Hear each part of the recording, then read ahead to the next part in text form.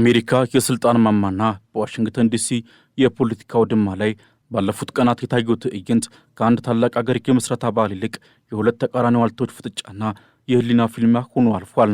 እንደ አውሮፓውያን አቆጣጠር ጁላይ 4 ቀን 2026 አሜሪካ 250ኛ ዓመት የነጻነት ቀኗን ለማክበር ስትዘጋጅ፣ ዋሽንግተን ዲሲ ግን በደስታና በጭብጨባ ሳይሆን በከፍተኛ ውጥረትና ትራምፕ ከስልጣን ይወረዱ በሚል ቁጣ የታጀበ የተቃውሞ ድምፅ አስተጋብታለች።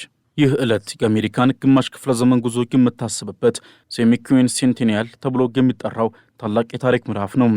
ሆኖም ይህ ታሪካዊ አጋጣሚ በፕሬዚዳንት ዶናልድ ትራምፕ ደጋፊዎችና በጠንካራ ተቃዋሚዎቻቸው መካከል ያለውን ጥልቅ ልዩነት በግልጽ ያሳየበት መድረክ ሆኖ አልፏል። በመቶዎች የሚቆጠሩ ሰልፈኞች በዋሽንግተን ጎዳናዎች ላይ በመትመም ፕሬዚዳንቱ በአስቸኳይ ከስልጣናቸው እንዲወገዱ ጥሪ ማቅረባቸው የበዓሉን ድባብ ወደ ለየለት የፖለቲካ ትርምስ ቀይሮታል። በዋሽንግተን ዲሲ የታየው ይህ የተቃውሞ ማዕበል የዋይት ሃውስን ፍሪደም 250 የተሰኘውንና ዓመቱ ሙሉ የሚቆየውን የክብረ በዓል መርሃ ግብር በቀጥታ የተገዳደረ ነበረ።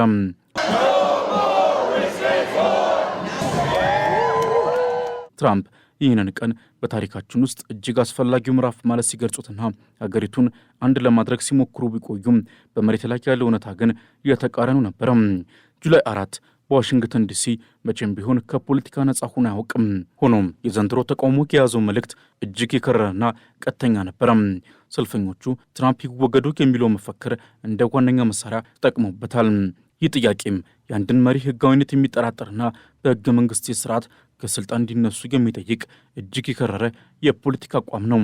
የሰልፈኞቹ መፈክሮች በከተማ ጎዳናዎች ላይ ብቻ ሳይሆን በዓለም አቀፍ ደረጃ በማህበራዊ ሚዲያዎች ላይ እንደ ሰደድ እሳት ተሰራጭቷል። በተለይም 8647 የሚለው አጭር ነገር ግን ምስጢራዊ መልእክትም የብዙዎችን ትኩረት ስቧል። በፖለቲካ ይገላለጽ 86 ማለት ማስወገድ ወይም ማቆም ማለት ሲሆን 47 ደግሞ የ47ኛው ፕሬዚደንት ዶናልድ ትራምፕ መጠቀሻ ነው። ክሰሱት፣ አስወግዱት፣ ኢምፒች፣ ሪሙቭ የሚሉት ጨዋታዎችም በከተማ በሚገኙ ታዋቂ ህንፃዎች ፊት ለፊት በከፍተኛ ድምፅ ሲያስተጋቡ ውለዋል። ሰልፈኞቹ የአሜሪካ ህገ መንግስትን ግዙፍ ቅጂ በመያዝ ዲሞክራሲ ሌላ 250 ዓመታት ይቆይ ይሆን የሚል ጥያቄ ያዘለ ሰፊ ባነር ከፍ አድርገው ሲጓዙ መታየታቸው በህዝቡ ዘንድ ያለውን የስጋት ጥልቀት የሚያሳይ ነው።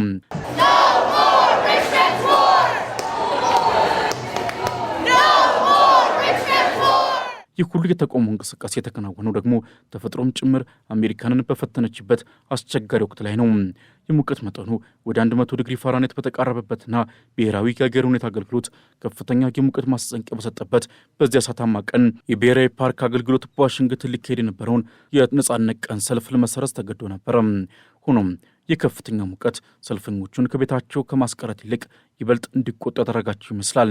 በዚያ በሚለበልብ ፀሐይ ውስጥ ሆነው የሙዚቃ ባንዶችን በማጀብና መፈክሮችን በማንገብ ያሳየው ጽናት በትራምፕ ላይ ያለውን ጥላቻና ተቃውሞ ምን ያህል ስር የሰደደ መሆኑን ለዓለም ያሳየ ነበር። ትራምፕ የ250ኛ ዓመት በዓልን እንደ ትልቅ ብሔራዊ ፕሮጀክት ሲገነቡት ቆይተዋል። ፍሪደም 250 የተሰኘውና ከ2025 የሜሞሪያል ዴይ ጀምሮ እስከ 26 ማብቂያ ድረስ የሚቀጥለው ዝግጅት በሁሉም 48 የአሜሪካ ግዛቶች የሚንቀሳቀሱ የነጻነት የጭነት መኪናዎችን በብሔራዊ መዝናኛ ላይ የሚደረጉ ትርኢቶችንና ታሪካዊ ኤግዚቢሽኖችን ያካተተ ነው። የዚህ ዝግጅት ዓላማ ብሔራዊ ኩራትንና አንድነትን መፍጠር ቢሆንም ተቃዋሚዎቹ ግን ይህንን አጋጣሚ በትራምፕ ላይ ያላቸውን ተቃውሞ ለማሳየነት ተጠቅሞበታል። ለተቃዋሚዎች የነጻነት ቀን ማለት ለስልጣን እጅ መስጠት ቀን ሳይሆን የአምባገነንነት ዝንባሌን ከሚቃወሙበትና ነጻነታቸውን የሚያውጁበት ዕለት ነው። በዚህ ምክንያት የነጻነት ቀኑ ትርጉም በሁለት ወገኖች መካከል እንደ ትልቅ የጦር ሜዳ ሆኖ አገልግሏል። በዚያው ዕለት በዋሽንግተን ጎዳናዎች ላይ የታየው ሌላኛው የሚረብሽ ትዕይንት ደግሞ ፓትሪዮት ፍሮንት የተሰኘው የነጭ የበላይነት አራማጅ ቡድን ሰልፍ ነው። አባላቱ ተመሳሳይ ልብሶችን በመልበስና ፊታቸውን በመሸፈን የአሜሪካንን ሰንደቅ ዓላማ በመያዝ አሜሪካንን መልሰን እንረከብ በሚል ሲጮሁ ታይተዋል።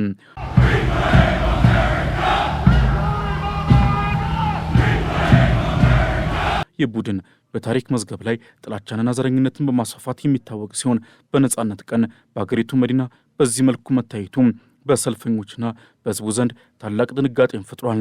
ይህ ሁኔታ የአሜሪካን የፖለቲካ መልክዓ ምድር ምን ያህል ጽንፍ የረገጠ መሆኑና በትራምፕ አስተዳደር ስር ያሉ የተለያዩ ኃይሎች እንዴት ጎዳናዎችን ለመቆጣጠር እንደሚሽቀዳደሙ ማሳያ ሆኗል። የፖለቲካ መሪዎችም ለዚህ ታሪካዊ ዕለት የሰጡት ምላሽ የተለያየ ነበር። የኒውዮርክ ሲቲ ከንቲባ ዞራን ማምዳኒ ምንም እንኳን የትራምፕን ስም በቀጥታ ባይጠሩም የአሜሪካ የነጻነት መሪዎች ማንኛውንም አምባገነናዊ አገዛዝ ተቋቁመው የማለፍ አቅም እንዳላቸው ገልጸዋል። እነዚያ አገራችን የተገነባችባቸው ሴቶች ጠንካራ ናቸው። ነገር ግን ያ የሚሆነው እኛ ስንታገልላቸው ብቻ ነው ማለትም ለተቃዋሚዎች የሞራል ድጋፍ የሚመስል ንግግር አድርገዋል። የቀደሞው ፕሬዚደንት ቢል ክሊንተንን በበኩላቸው አሜሪካ አሁን ያለችበት ሁኔታ ለዲሞክራሲና ለተቋማት ሁሉና አስጊ መሆኑን ጠቁሟል። አሁን በስልጣን ላይ ያሉትን ሰዎች መንቀፍ በአሜሪካ ላይ የታየው ችግር መፍትሄው ራሱ በአሜሪካውያን እጅ ውስጥ መሆኑን ገልጸዋል። ፕሬዚደንት ዶናልድ ትራምፕ ምሽት ላይ በታቀዱ ዝግጅቶች ላይ ለመሳተፍ ሲዘጋጁ ዋሽንግተን ዲሲ ግን በሁለት ተቃራኒ እይታዎች መካከል ተወጥራ ነበር። በአንድ በኩል ርችሶችና የድል መዝሙሮች፣ በሌላ በኩል ደግሞ ትራምፕ ይውረዱ የሚሉ ቁጣዎች። ይህ ፍጥጫ ፕሬዚዳንቱን ከስልጣን ለማውረድ የሚደረገው ጥረት በመጪው ምርጫ ላይ ትልቅ ጥላ ማሳረፉን ያረጋግጣል። በትራምፕ ላይ የቀረበው የሪሙቫል ጥያቄ በሕግ አግባብ በኮንግረሱ አሊያም በ25ኛው ማሻሻያ በኩል መከናወን ያለበት ቢሆንም የጎዳና ላይ ተቃውሞ ግን በፖለቲከኞች ላይ ትልቅ ጫና መፍጠሩ አይቀሬ ነው። በአሁኑ ወቅትም የፕሬዚዳንት ዶናልድ ትራምፕ ፖለቲካ ያለውና ህዝባዊ ቅቡልነት እጅግ አደገኛና አሳሳቢ አዘቅት ውስጥ ወድቋል። በአንድ ወቅትም የአሜሪካን ዝምተኛ አብላጫ ወክላለሁ የሚሉ ትራምፕም ዛሬ ግን የገዛ ከተማቸውን ጨምሮ በመላ አገሪቱ በሚገኙ ዜጎች ዘንድ የለየለት ተቃውሞና ፉጨት እየደረሰባቸው ይገኛል። ይህ የህዝብ ድጋፍ መሸርሸር በድንገት የመጣ ሳይሆን በጦርነት የታመሰው ኢኮኖሚ፣ የነዳጅ ዋጋ መናርና በአስተዳደር ውስጥ የታየው እጅግ የከፋ የስልጣን ትዕቢት የወለደው መራራ ፍሬ ነው። ዛሬ በዋሽንግተን ዲሲ አደባባዮች ላይ የታየው ያ 8647 የሚለው መፈክር ፕሬዚዳንቱን ካንሰር አድርገው ከሚቆጥሩ ተቃዋሚዎች አልፎ አሁን ላይ በመካከለኛ አቋም ላይ የሚገኙ አሜሪካውያንን ጭምር ልብ ሳይቀር የነካ ትልቅ ንቅናቄ ሆኗል። ትራምፕ አገሪቱን ለ250 ዓመታት ታሪክ ስትዘጋጅ፣ ህዝቡ ግን ፕሬዚዳንቱን ለታሪክ ሽንፈት ያዘጋጃቸው መሆኑን መሬት ላይ ያለው እውነታ በግልጽ ያሳያል። ወደ ኢኮኖሚ መስክ ስንመለስ የትራምፕ የህዝብ ድጋፍ ማጣት ዋነኛው ሰንኮፍ የዜጎች የኪስ ጉዳይ መሆኑን እንረዳለን። የኢራን ጦርነትና የሆርሙዝ ሰርጥ መዘጋት ያስከተለው የነዳጅ ዋጋ ንረት በአሁኑ ወቅት የአንድ ጋሎን ነዳጅ አማካይ ዋጋ $4.26 ደርስ አድርጓል። ይህም ማለት ተራው አሜሪካዊ ለምግብና ለኪራይ የሚጠቀምበትን ገንዘብ ለነዳጅ እንዲገብር ተገዷል ማለት ነው። ትራምፕ በቅርቡ የዋጋ ግሽበትን ወደዋል ማለት የሰጠው ግዴለሽነት የታከለበት አስተያየትም በህዝቡ ዘንድ እንደ ትልቅ ንቀት ተቆጥሯል። የኒውዮርክ ታይምስና የሲየና ኮሌጅ ጥናት እንደሚያሳየው 64 በመቶ የሚሆነው ህዝብ ትራምፕ ወደ ኢራን ጦርነት ለመግባት የወሰኑት ውሳኔ ፍጹም ስህተት እንደነበር ያምናል። ይህ ደግሞ በፕሬዚዳንቱ የስልጣን ዘመን አጋማሽ ላይ የሚሰጥ እጅግ ከባድ የውድቀት ማረጋገጫ ነው።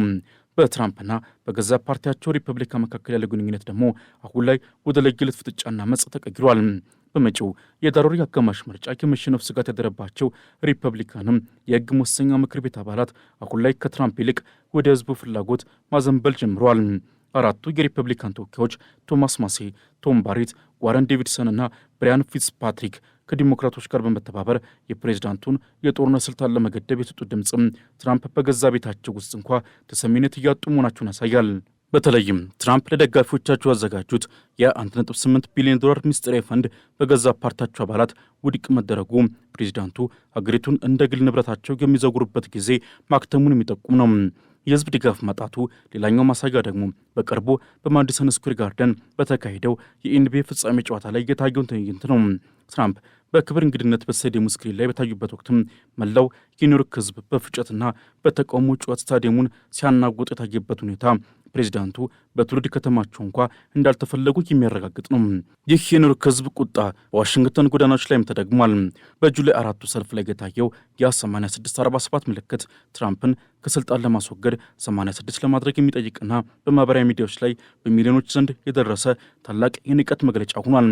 ሰልፈኞቹ ኢምፒች፣ ሪሙቭ፣ ክሰሱት፣ አስወግዱት እያሉ ሲጮሁ ትራምፕ ለወራት የገነቡት ያ ጠንካራ መሪ ምስል በህዝብ ቁጣ ፊት እየፈረሰ መሆኑን ለዓለም አሳይተዋል። ከዚህም ባለፈ በትራምፕ አስተዳደር ውስጥ የታየው የታማኝነት ሹመትና የተቋማት መዳከም የብዙ መካከለኛ አቋም ያላቸው መራጮች ልብ አርቋል። ቢል ፑልቴን የመሰሉ የቅርብ ወዳጆቻቸውን ለብሔራዊ ደህንነት ተቋም የበላይነት መሾማቸውና ለዚህም ሲሉ የደህንነት ህጎችን አደጋ ላይ መጣላቸው አሜሪካውያን አገራችን ለትራምፕ የግል በቀል መሳሪያ እየሆነች ነው በሚል ስጋት ላይ እንዲወድቁ አድርጓል። የዲሞክራቲክ ሶሻሊስት መሪዎች እንደ ዞራን ማምዳኒና ጄኒስ ሊዮስ ጆርጅ በዋና ዋና ከተሞች እያሸነፉ መምጣታቸው ህዝቡ ከትራምፕ አምባገነናዊ አካሄድ ይልቅ ወደ አዲሱና ይበልጥ ማህበራዊ ፍትህ ወደሚሰብከው ጎራ እየተሳበ መሆኑን ያረጋግጣል። በቀጣይ የሚጠበቀው ትልቅ ውጤት ደግሞ የትራምፕ የስልጣን ቅቡልነት ፍጹም መክሸፍ ነው።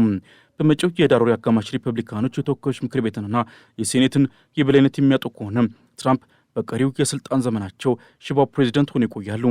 ይህም ማለት ደግሞ የጀመሯቸው ጦርነቶችና የወጧቸው ፖሊሲዎች በሙሉ በሕግ ተገድበው ፕሬዚዳንቱ ለፍርድ የሚቀርቡበት አዲስ የታሪክ ምዕራፍ ይከፈታል ማለት ነው።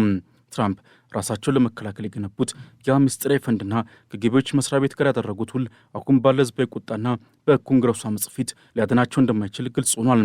የትራምፕ ፖለቲካዊና ህዝባዊ ድጋፍ ማጣት አሜሪካን ወደ አዲስ የለውጥ አድማስ እየገፋት ነው። በዋሽንግተን ጎዳናዎች ላይ የተሰማው ያ ትራምፕ ይወገዱ የሚለው ድምፅ ዝም ብሎ የተቃዋሚዎች ጩኸት ብቻ ሳይሆን የአንድ ታላቅ አገር ህዝብ ለነጻነቱና ለደህንነቱ ሲል የሰነዘረው የመጨረሻው ማስጠንቀቂያ ነው። ፕሬዚዳንቱ በ300 ሚሊዮን ዶላር የምርጫ ካዝና ላይ ተቀምጠው የዩኤፍሲ ውድድር ሲመለከቱ ሀገሪቱ ግን በነዳጅ ዋጋ፣ በጦርነትና በፖለቲካ መከፋፈል በእሳት እየተለበለበች ትገኛለች። በቀጣይ ቀናት የሚሰማው ዜና ወይ ትራምፕ ከስልጣን የሚነሱበትን ህጋዊ ሂደት ካልሆነም ደግሞ በምርጫው የሚጠብቃቸውን ታሪካዊ ሽንፈት የሚገልጽ ይሆናል ተብሎ ተገምቷል። ይህ በትራምፕ ላይ የተነሳው የህሊና አመፅ አሜሪካን ወደማይቀረው የታሪክ ፍርድ ቤት እየገፋት ነው። በዋሽንግተን ጎዳናዎች ላይ የታየው የ8647 መፈክር ዝም ብሎ ወረቀት ብቻ ሳይሆን የትራምፕ የስልጣን ዘመን የመጨረሻው መዝጊያ ምዕራፍ መሆኑን ብዙዎች ይስማሙበታል። ፕሬዚዳንቱ በ300 ሚሊዮን ዶላር የምርጫ ካዝናቸው ቢመኩም በከተማ አደባባዮች ላይ የታየው የህዝብ ቁጣ ግን በገንዘብ ሊገዛ የማይችል የአገሪቱ እውነተኛ ስሜት ሆኗል። ትራምፕም አሜሪካንን 250ኛ ዓመት የምስረታ በዓል እንደ ስልጣን ማቆያ ሊጠቀሙበት ቢሞክሩም ህዝቡ ግን ዲሞክራሲ ለሌላ 250 ዓመታት ሊቆይ ወድ የሚል የህልውና ጥያቄን ይዞ ብቅ ብሏል። በመጪው የህዳር ወር አጋማሽ ምርጫ የሚሰጠው እያንዳንዱ ድምፅ የትራምፕን አምባገነናዊ ጉዞ የሚገታ አሊያም አገሪቱን ወደ ለየለት ትርምስ የሚመራ የመጨረሻው ፈራጅ ይሆናል። የባሩድ ሽታውና የነዳጅ ዋጋው ትራምፕን ከአጋሮቻቸውና ከህዝባቸው ነጥለው ብቻቸውን አስቀርቷቸዋል። ውጤቱም የአሜሪካንን ቀጣይ 100 ክፍለ ዘመናት የሚወስን ታሪካዊ ክስተቱን ይመዘገባል። በመጨረሻም የአሜሪካ 250ኛ ዓመት የነጻነት ቀን በዋሽንግተን ዲሲ የታሪካዊ ስብራት ምልክቱን አልፏል። የፍሪደም 250 ፕሮጀክት ሊያመጣው የፈለገው አንድነት በሰልፈኞቹ ቁጣና በፓትሪዮት ፍሮንት ጥላቻ ተሸፍኗል። ይህ ዕለትም አሜሪካ ወደፊት ለምትጓዝባቸው 250 ዓመታት ዲሞክራሲዋን ለማዳን በምን አይነት ፈተና ውስጥ እንደምትገኝ ለዓለም ያሳየበት አጋጣሚ ሆኗል።